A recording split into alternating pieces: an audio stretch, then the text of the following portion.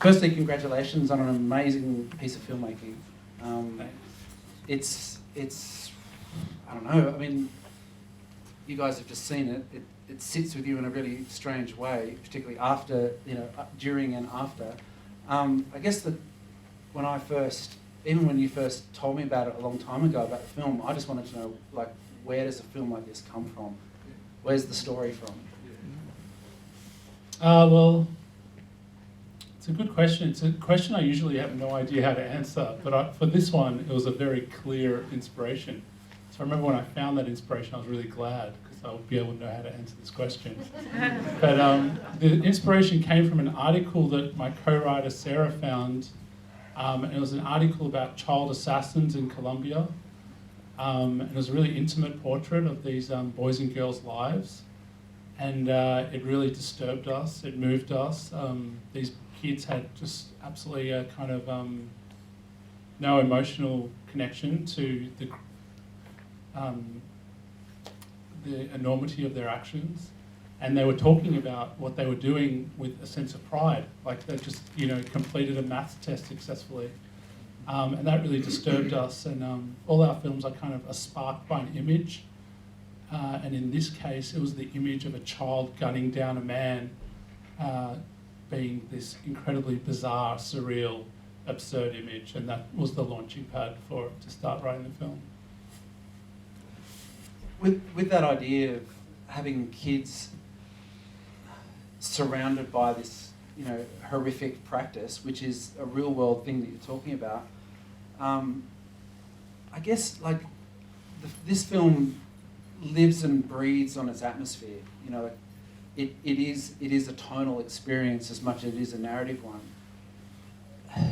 How did you find, how do you discover tone? How do you create the atmosphere that exists in Partisan? Or is Partisan the film that you thought it would be when you first read that article? Is there a tone that existed then that there is now? I think I actually recently reread the synopsis that I gave to Anna and Sarah at the very beginning. And in that synopsis, I actually talked a lot about tone, because it's the way, I guess, I like to tell stories through tone. And the way I kind of described it in that document was that I wanted to tell a very intimate human story, but using kind of grand brushstrokes, if that makes sense. And I guess all my films have a kind of a clash between realism and surrealism. And I guess a lot of the tone in this kind of comes from the characters, I feel. And mainly, most of the kind of electricity from the film comes from Grigori. And the duality of the character is kind of warmth, loving side, but also there's an incredible kind of sense of dread with the character too. And otherwise I find tone that kind of thing that's impossible to articulate. For me, it's something that only can be felt. And it's kind of, I feel like one of my biggest responsibilities as a director is to kind of create that tone. But it's very hard for me to talk about what that tone is. It's made up of so many things. I think it's I guess the tone that I remember from this, and talking about the kids being these child killers, the karaoke scene when with the makeup and the gold microphone, and I remember I was sitting in the cinema just with this big grin on my face, going, "Wow, I'm watching a film about child assassins," but this sequence could go on for half an hour because I just love it so much. I guess that's the contrast that you're talking about. Is that what you look for? Yeah, exactly. Yeah, I think there was something in that article when we were reading it. It was so absurd to us how these kids were talking about their actions in this incredibly innocent, naive way, that karaoke scene kind of embodies that in a little bit, in a way that they're being rewarded. Like, kids love being rewarded for their actions, and in this case, they're being rewarded through being the pop star. And in that sense, I also like the idea that they're kind of expressing some of their inner emotion and in the kind of the darker side of the emotions that they're having to harbour through song. Yeah, which is kind of inspired in a way by our travels through Asia and seeing how kids sing karaoke over there, which is like this genuine expression of their feelings rather than, any time I've gone to karaoke, which is usually a drunken, idiotic exercise, making a fool of yourself. So, I mean, it's an obvious question, but it's where was the film shot? Some of it was here, and some of it was somewhere else. I think like 85% of this film was probably shot in Melbourne, and so 5 weeks in Melbourne, and then we shot 1 week overseas in Georgia for the majority of the film's exteriors. And I guess early on when we read that article, we knew we weren't the right people to tell that specific story about Colombia. But what we wanted to do was kind of strip away the socioeconomic and political factors with Colombia and those kids' lives and kind of wrap this story in myth or tell it as a fable. And to do that, we kind of, we created a world that we called a nowhere land, or like a middle Europe. And I'd actually travelled to Georgia with Sarah right when we started writing these scripts. And we fell in love with the landscapes there. It just felt like it kind of was spawned from a child's imagination, and we knew that that would be the world of the movie. And we went about kind of creating the compound to sit in that world in Melbourne.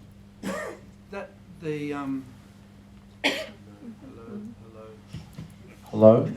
Sorry, the town, like that main village that's there, is there any post in that, or is that how you found it?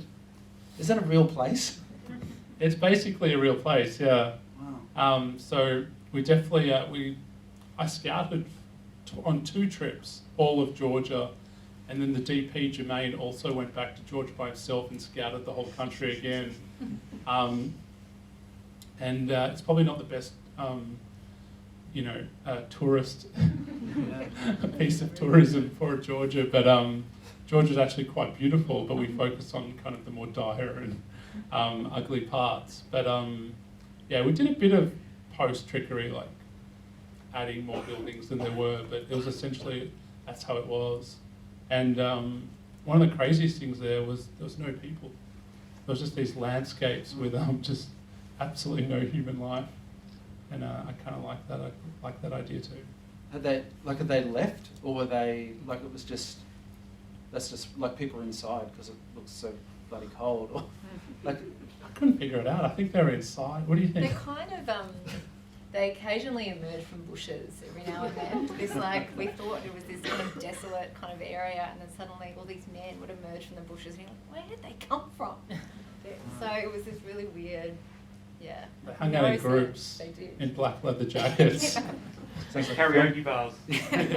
So it sounds like a film crew. So with that in mind, I'll ask the producers a question about.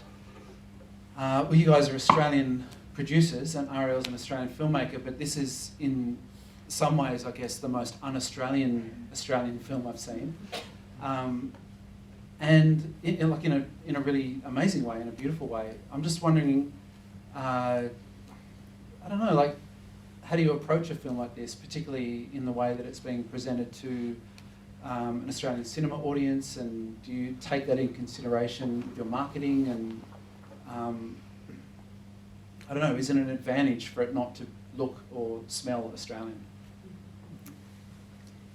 I guess the thing is twofold in terms of how do we approach that with Ariel and Sarah Singler, who are essentially the creative masterminds behind this in production. I mean, Sarah and I very much embrace, filmmakers that we're really excited by, so it really doesn't matter where they're from in terms of being specifically Australian or the story they want to tell.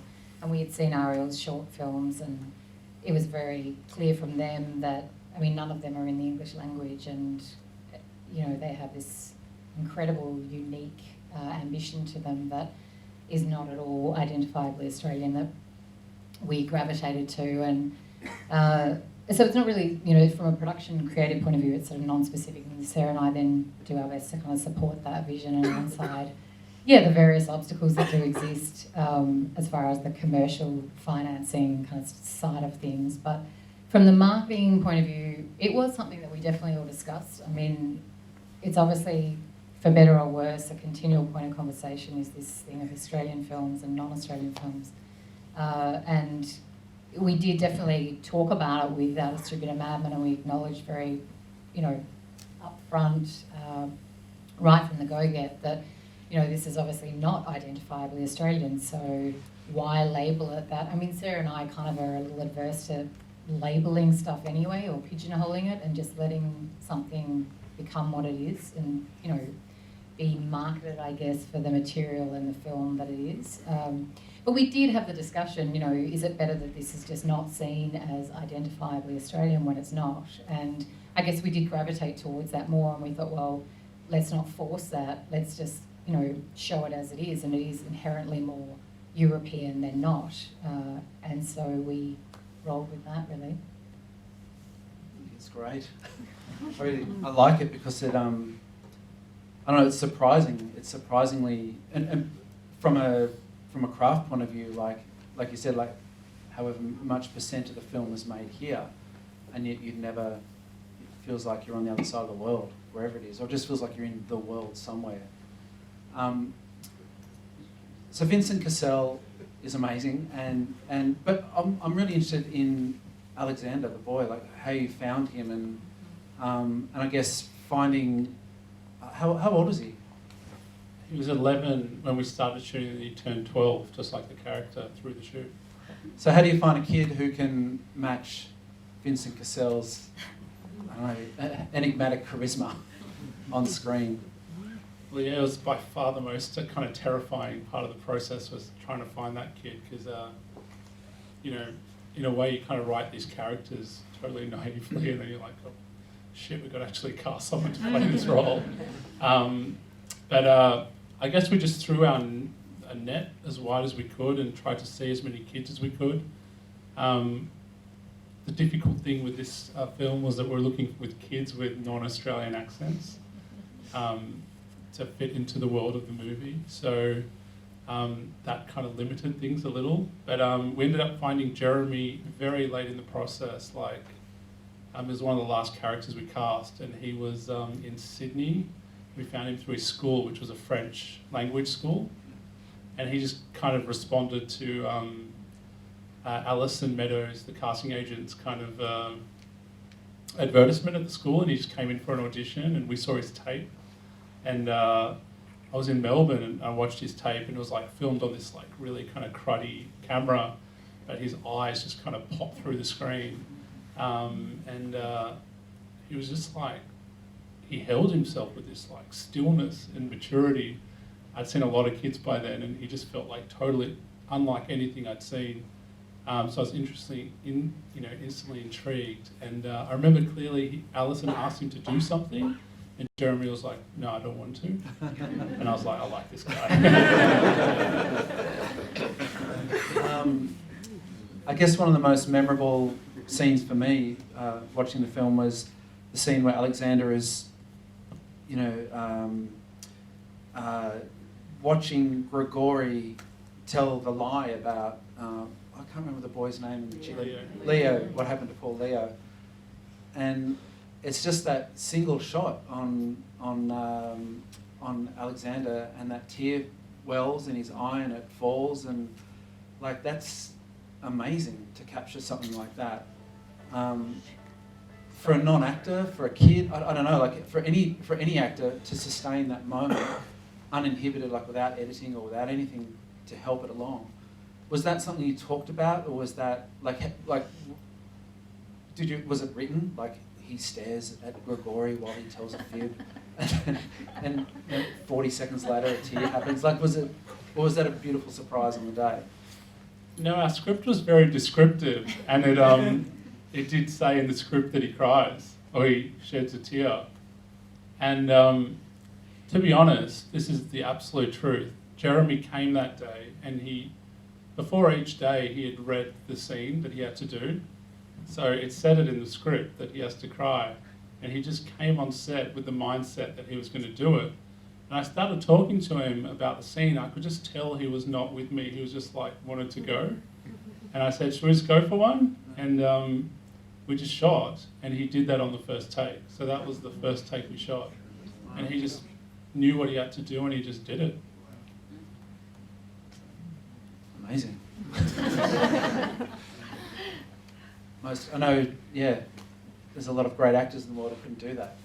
Yeah, it was probably one of the most powerful moments for me. Memories on set was him going there. It just shocked me really how he did that by himself. Might open it up to the audience if anyone's got any questions to chip in. There's one at the back. Yeah, I find it commendable to see an Australian film that is not typically Australiana. And also the fact that it strips away location and social and political specificity and just focuses on the cult, the sort of cult society they've built. That's it. Thank you. Yes. It was a very dark film. Thank you for scaring us. It was very dark subject matter for the children. How did you handle that? Because obviously the rest of the kids didn't need to know this is about someone killing someone, but that child actor did. What was your approach to that? Well, you're right. Most of the kids had no real kind of, not a great idea of what was going on, apart from like the basics. But Jeremy, as you said, did really have to kind of understand the darker elements of the film, and he had to at times portray really intense moments. I mean, a great deal of it was credit should go to his mum. She was there every day. She was always there with him. And we had a lot of discussions with her about how we would go about certain things, and she guided us quite a bit about what he would feel comfortable with and what he wouldn't. The best way I could describe it would be that I feel like most days on set, he was always had a smile on his face. Even though the movie feels dark and the moments feel dark, the way they're achieved are not as dark as you'd think. It's the combination of a lot of different elements that make it feel that way. It was really important to us that the kids left this film and had only fond memories. And I'm pretty confident that they did. And we went through quite a due diligence process from a production standpoint with the children and their parents. And Sarah and I sat down and spoke to every single one of their parents about what this film was, and that this is not a children's film. This is about, really innocence and how it can be manipulated, stolen, lost from an adult perspective, even though the story tells it obviously from a child's perspective. It's very much an adult film. So we sat down and spoke to all of the parents about that, and I mean, they were all pretty incredible as far as their, embracing of that, and also they all had very open relationships with their children and talking to them about it. And we also had a child psychologist, assess the children, and so we were very aware of that balance. I thought that was a real strength of the film, that you just didn't see it. I didn't see it coming. Like, it was about the connection and the warmth in the family. And obviously you must have really created that for that to be so present on screen. Yeah, well, I guess, making a movie is really fake. And we were trying to, get a bunch of strangers together in a very short amount of time and make it feel like they had lived together for 11 years. So it was hugely important to us, and we even spent 2 weeks before we shot with the whole cast in a kind of camp, kind of rehearsals, get to know you period of time.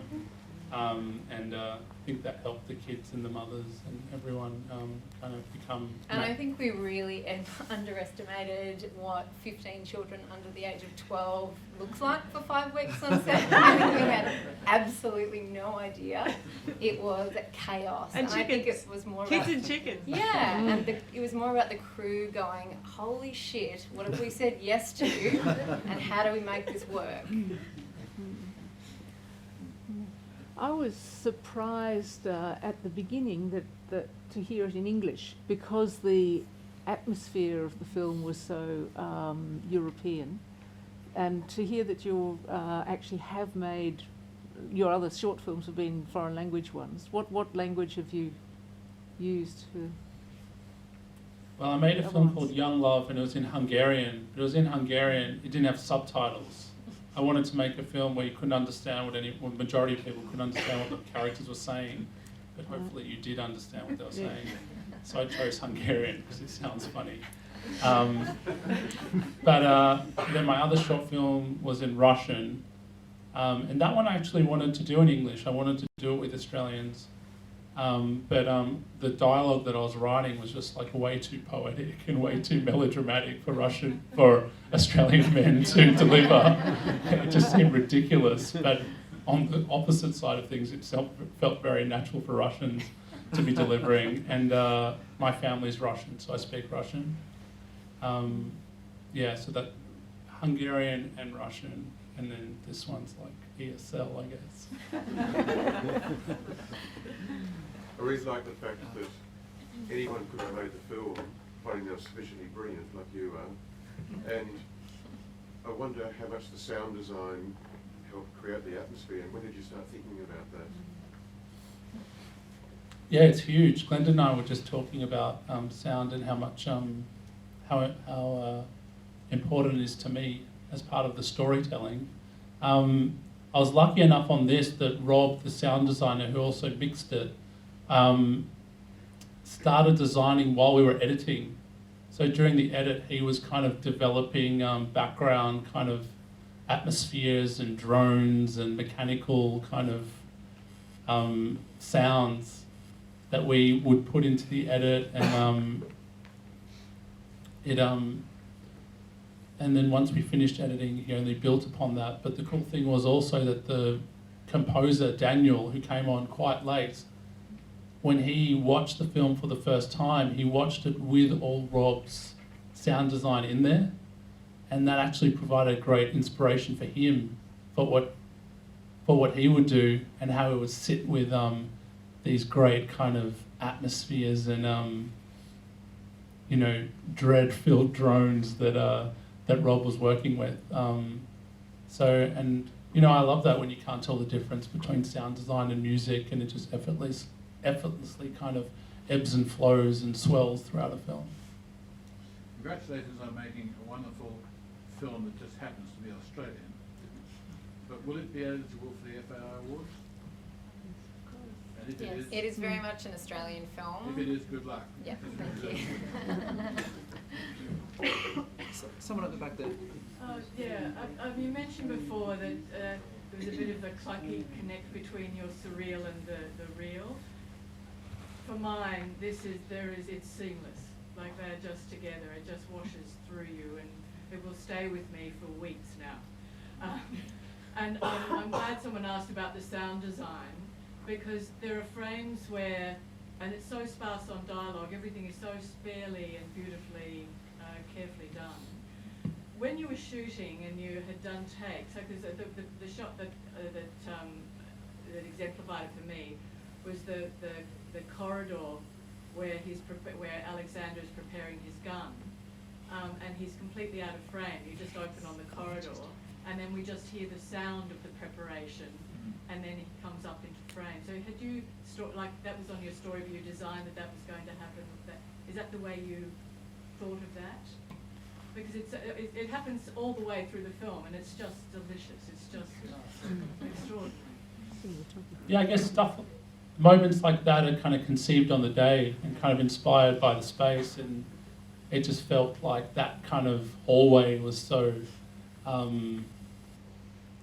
just exemplified like Alexander's mind. And then Very painterly. It's lovely. so yeah, and that's why we spent so much time looking for these locations, because they provide so much inspiration for all aspects of the filmmaking. I'm just going to butt in there and say that I think sound is exceptionally important for Ari in terms of the way I have watched things happen and Ari work on it, in terms of what he was talking about with feeling. And I think sound for him is one of the ways that he actually helps that intangible sort of emotive element shine to the surface. And at one stage I think it was during the edit, he did reveal if he was not directing, he would be sound designing. So it's very important. Over here. Congratulations on the film. It's really captivating. I was curious about how you developed the character of Grigori. I was sitting there and I found him very believable, and he seemed to have sort of depth to him, and not for any particular reason, but names were popping into my head like David Koresh and I guess Osama bin Laden and people who are in the business of brainwashing people, essentially. How did you and Sarah develop him as a character? Did you take any sort of cues from any other characters like him?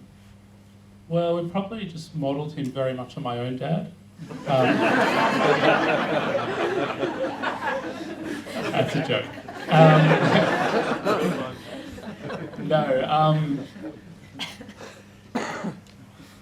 Welcome, Ariel's dad. Yeah. Eagle, come on down. Gold microphone. I guess the way we created him was, it always starts with, what does this guy want? And we always knew from the start he wanted a family. That's why we wanted to include those opening scenes. He's a lonely man, and he actually is building a table for his family. He wants to build a family and find a family. And we liked that as the kind of basis to the character. And then it kind of all sprouted from there. And we tried to write a juicy, meaty role for an actor to inhibit, but we also didn't want to push it in any specific direction, because I wanted to let whoever ended up playing him really bring a lot of themselves to it too. And I think one thing that Vincent really reacted to, that he liked about the screenplay, was that he read it, that he was just so paternal. He just felt like so much like a dad to him. And obviously he's incredibly damaged and twisted in his views, but so many of his motivations are paternal, and that became kind of the inspiration for how we wanted to portray him, was very much as this kind of flawed dad in moment to moment. And we also kind of drew on all sorts of references, like we talked a lot about even like aging skateboarders. These guys who are kind of in their 50s, and their bodies are all beaten, but they're still kind of kids. They've still got this kind of glint in their eye. They're kids that never grew up. Similarly, we even talked about Mike Tyson in that way. This big masculine guy who's just, when you hear him talk, it just feels tragic, because he just sounds like a child. And that's some of my favourite moments about Vincent's performance, is when he is just so, he feels very sad. He feels like he's having so much fun with these kids. He's living this childhood he never had. So it was really kind of a soup of all sorts of things that kind of brought that character to life in the end. I think as well, Ari and Sarah spoke a lot about the Pied Piper as an early reference for them, as this kind of very charming man kind of luring the kids into the cave, and the story kind of kicking off from then. And that was a big sort of inspiration for us throughout, whether it was this kind of fable-like world, but also the charm and generosity and love that this man genuinely has for these children. So just to follow up on that, so your concern with his character was not really his end motivation, his end goal. It was more about him internally then, in that regard. I mean, it was more about, as you say, him wanting to create a brood, as it were, but you purposely, I believe, didn't actually explicitly explain what his end motivation was. I mean, we get the idea more or less, but I actually quite liked that because it did bring it back to him all the time. Yeah, it's like we knew what his end game was, but like we didn't want the film to get bogged down in logistics of crime operations or stuff like that. We felt like we wanted to focus really on, as you said, the insides of this guy. That's what really interested us. Got time for one more very quick one, Eddie. Thanks. Too scared to say Congratulations, no. great film. One thing that kind of left me was when Alexander came back from being at the shop, and he's got that little bit of chocolate in his lid. I think everyone just got away, hell's going to pay you. And to be honest with you, I was waiting for that consequence. I was waiting for Albini to go off his tit, and it never came. And I'm just wondering, was there originally in the script that kind of payoff, and you kind of just went, or did you intentionally leave it to kind of hang? Well, our theory was that it kind of, Grigori just tries to settle in that moment, and then he gets swept up in the whole Leo drama and basically the next scene, which kind of follows that moment straight away. And, Grigori kind of, his actions in the whole Leo drama are also fueled by this angst in regards to what's happening with Alexander. And it's just all bottling up inside of him. And that, it more gets like unleashed towards Leo, really. And also, obviously, in the chicken scene. But we like the idea of kind of it bottling up and then being swept away with Leo and it kind of being exploded onto him. And I think just quickly there was also this thing throughout that we talked about, that this was Grigori's, essentially his favourite eldest child, that he deeply loved, and that he was, it was tearing him apart to see this kid, as all kids do, start to think for themselves and go, I just don't know that I believe what you've been teaching me or telling me. So I think it was just those beats of, communicating that angst within him rather than just an explosion. I've got to wrap it up, but I'd like to thank Anna McLeish, Sarah Shaw and Ariel Kleiman for coming in, and thank you, Partisan.